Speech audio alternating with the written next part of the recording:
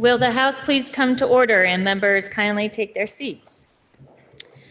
All right, so we have two amendments that have been heard by the committees of jurisdiction, and one of the amendments has been or is about to be emailed out. So with that, what I'm going to do is have us start with House Bill 492, setting the homestead property tax yields and the non-homestead property tax rate. And then after that bill, we'll go back up to where we were in the calendar, starting with House Bill 483 and then 486 and continue down the House calendar. If there are any changes to that, I will let you know. So with that, up next is House Bill 492, which is an act relating to setting the homestead property tax yields and the non-homestead property tax rate. The bill was introduced by the Committee on Ways and Means. The member from St. Johnsbury, Representative Beck, will speak for the committee. Please listen to the second reading of the bill. H 492, an act relating to setting the homestead property tax yields and the non-homestead property tax rate. Member from St. Johnsbury. Thank you, Madam Speaker. For those of you that are new to the body, this is what is typically referred to as the annual yield bill. And we do this for the purpose of setting tax rates, education tax rates for our school districts. In section 1 of the bill, your House Ways and Means Committee has recommended a property dollar yield of $15,477. We've recommended an income dollar yield of $17,577 and a non-homestead property tax rate of $1.38.8. Those numbers were chosen because they are as mathematically close as possible to the rates and yields that were put in the December 1 tax letter, and that's what your school district used for budgeting purposes, and that's also what they used to tell your constituents what their education property tax rates would be. What does that mean for your constituents from a rate perspective and on the statewide level? If we pass those yields as recommended by House Ways and Means, the average homestead property tax rate would decrease. In FY23, it was $1.38.6. The average would be $1.30.8 in FY24.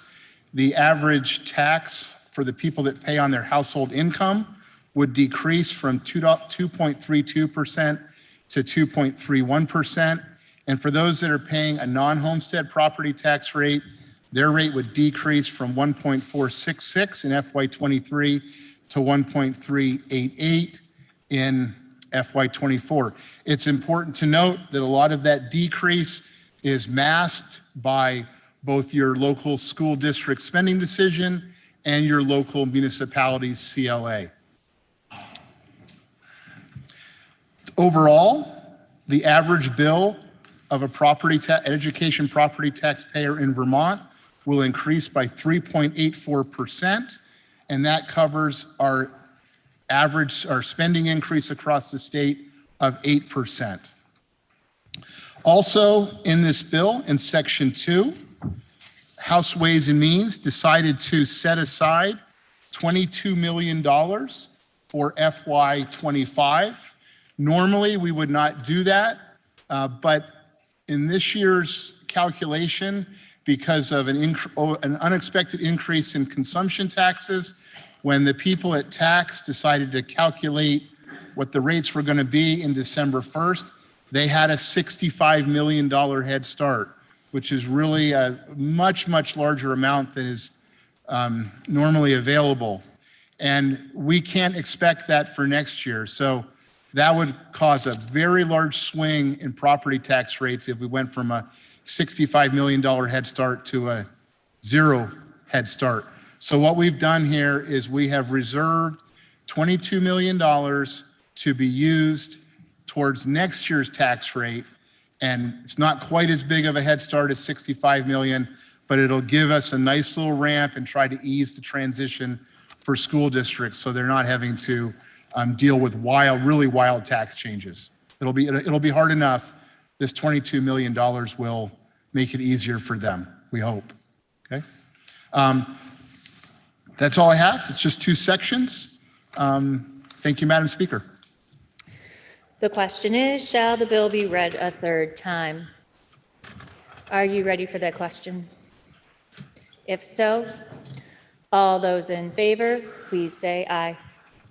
Aye. All those opposed, please say nay. The ayes appear to have it. The ayes do have it, and third reading is ordered. Now, members, will turn to House Bill 483, which is an act relating to the accountability and oversight of approved independent schools that are eligible to receive public tuition. Prior to third reading, the member from Morgan offers an amendment that the first assistant clerk emailed out to members at 2:36 p.m. This amendment also appears on the House Overview webpage. Member from Morgan.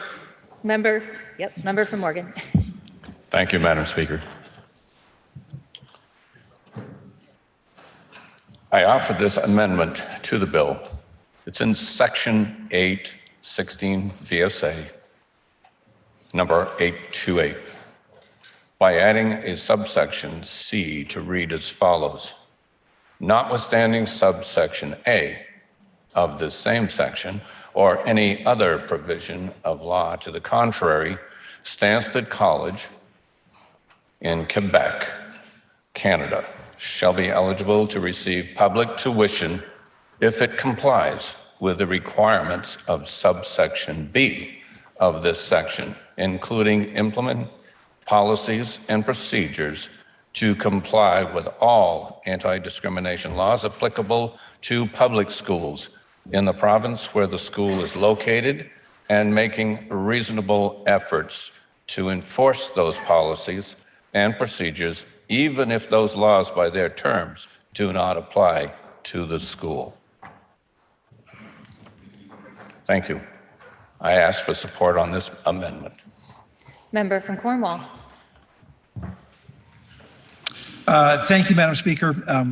We thank the member from Morgan for coming into our committee and presenting his amendment. It's certainly not the first time the conversation took place in our committee. I guess the committee had several concerns with the amendment. One being, and we certainly applaud the language, but the reality is we are unclear. But yes, as we have required in 483 for out-of-state schools, it includes implementing policies and procedures to comply with all anti-discrimination laws applicable to public schools in the province. We don't know what those laws and rules are. We do know for the 3 neighboring states that those laws and rules are as strong as, if not more strong than Vermont's. We do not know if those laws in the province of Quebec apply only to Canadian citizens. So I would call that concern number 1 or objection number 1.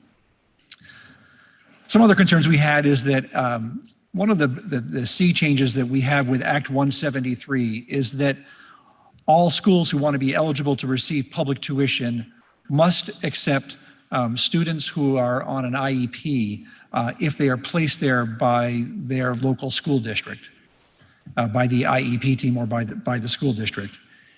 And that often requires that a student placed in a school gets special services. It's not, it is ultimately the responsible of the school district to see that those services are provided. And if an independent school eligible to receive public tuition simply cannot do that, there may be a particular special talent that somebody needs to bring, then it's the LEA's responsibility ultimately to work with that school. Sort of the logistical challenges of providing those services over a foreign border, I think was also a concern of many on the committee. Finally, I think that another just sort of overall philosophical problem is that the fact is that we have public schools that are probably shorter drives than traveling to Stansted College that have capacity and offer excellent education. So, Madam Speaker, the committee in a straw poll voted 8-3-1 to find the amendment unfriendly, and we urge the body to vote no on the amendment. Thank you.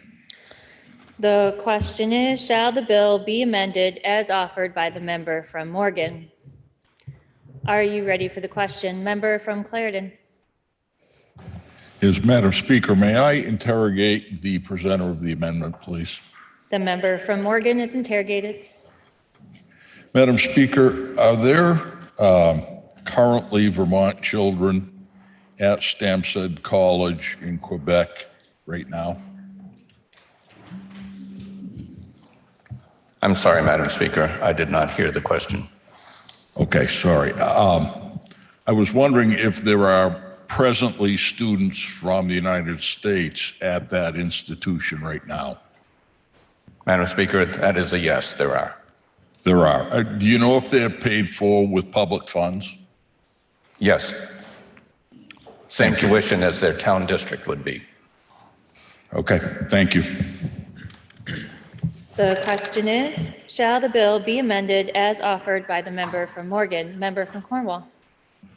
Just like to remind the body that the bill, H483, does have a provision that allows any student who is currently attending an approved independent school eligible to receive tax dollars on public tuition, currently enrolled or admitted, to complete their education at a school if it falls outside of the boundary as described in the bill. The question is, shall the bill be amended as offered by the member from Morgan? Member from Clarendon. Yes, Madam Speaker, may I interrogate the presenter of the underlying bill, please? The member from Cornwall is interrogated. Madam Speaker, so the students that are there now can complete, but you're telling me that future students cannot attend that institution with public funds? Is that what you're saying? That's correct. The bill allows for students who are attending an approved independent school on public tuition that falls outside the geographic boundaries as listed in H485. If they're enrolled or admitted to complete their educations, it does not limit any student from attending on private dollars thereafter. Okay, thank you. The question is, shall the bill be amended as offered by the member from Morgan? Are you ready for the question? If so, all those in favor, please say aye. Aye. All those opposed, please say nay. Nay. The nays appear to have it. The nays do have it, and you have declined to amend the bill. Please listen to the third reading of the bill.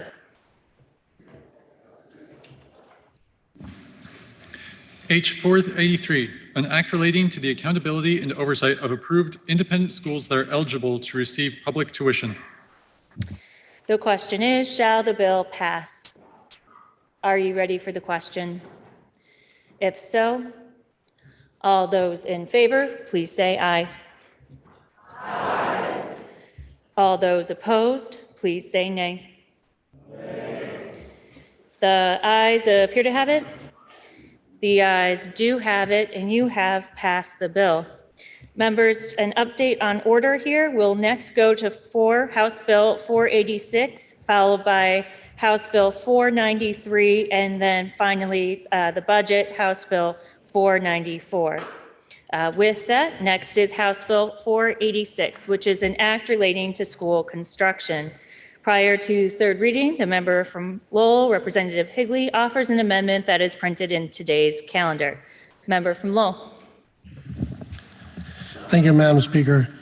Members can find the amendment. It's on page 1523. Yes, 1523. And what it does in section 2, it strikes out the section little c, 1, big C in its entirety. What that is I had mentioned it yesterday in regards to a $16 million figure going directly to and specifying the Burlington School District in reimbursement to the school district for the cost of demolition and removal of PCB contamination at Burlington High School. Again, I consider this an optics thing, looking at it from my constituency, which is very rural and of course pays into education tax. This initial $32 million was supposed to do a broad inspection and remediation effort across the state. It appears that there was an 80-20 split initially.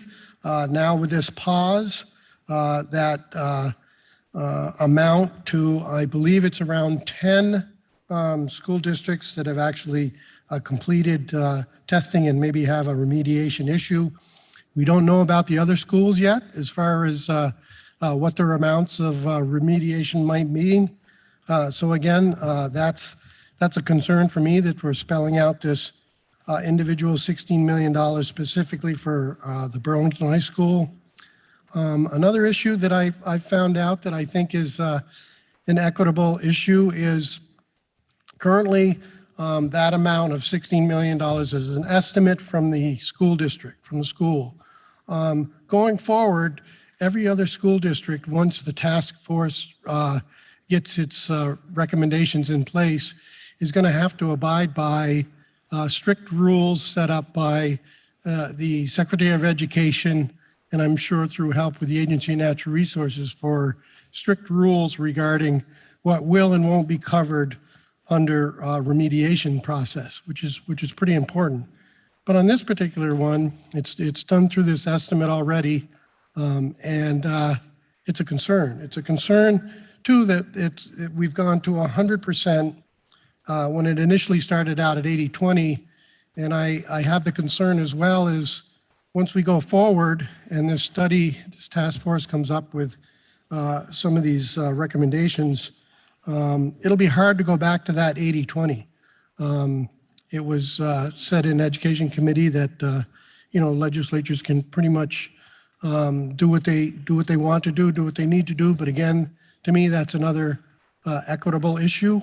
Again, I think that from my constituency's perspective, it could appear that, hey, Burlington needs 16 million of that 32 million. Oh, we're not going to have enough money to look at all the 208 schools that haven't currently tested, and we better pause this program and come up with a plan, which I think they should have had the plan before they had the program.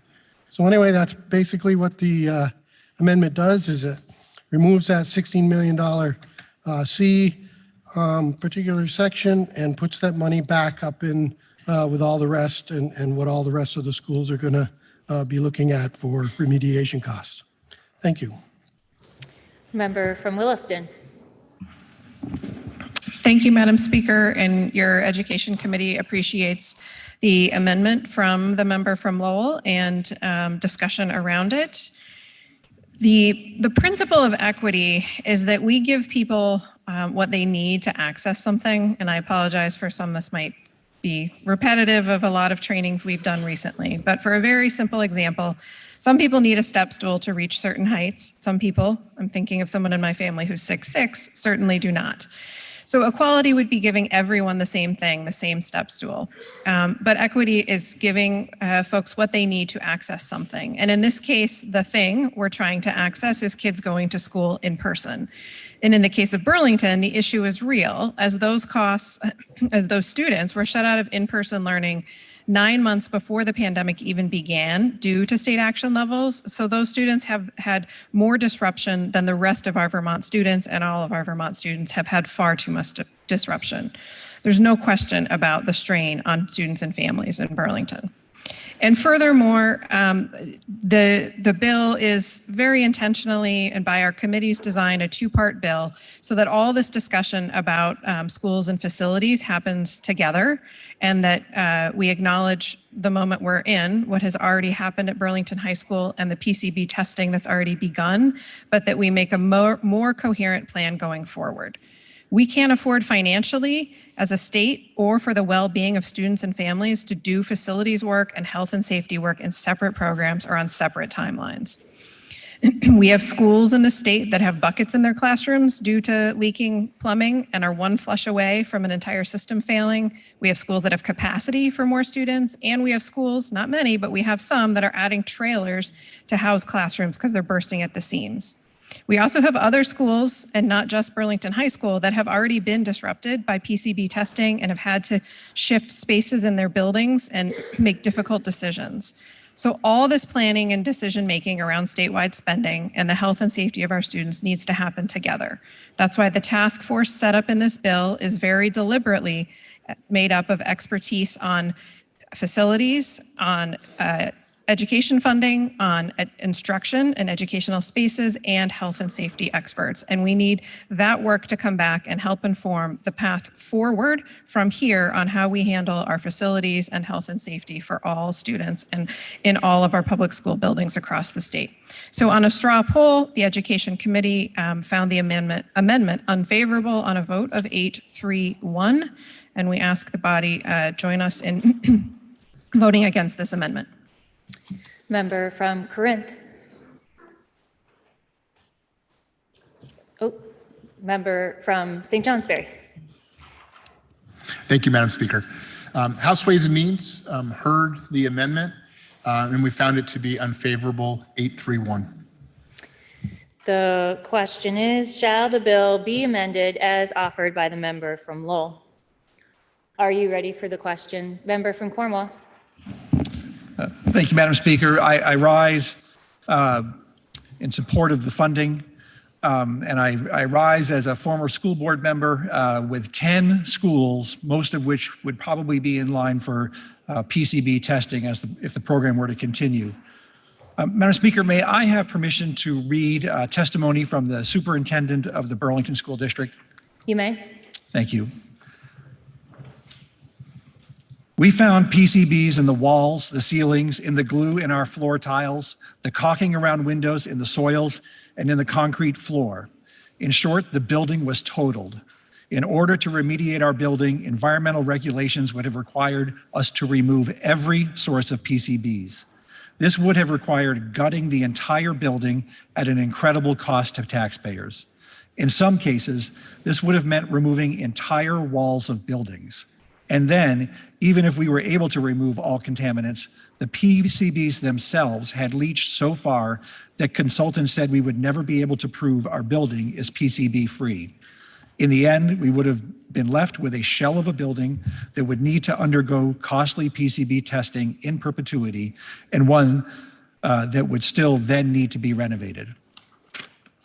Madam Speaker, this bill commits the state to 100% funding of PCB remediation, because otherwise our PCB testing program would be the mother of all unfunded mandates. The Burlington High School situation was catastrophic, but it is no less deserving of the PCB remediation relief called for in this bill. The question is, shall the bill be amended as offered by the member from Lowell? Are you ready for the question? If so, all those in favor, please say aye. All those opposed, please say nay. Nay. The nays appear to have it. The nays do have it, and you have declined to amend the bill.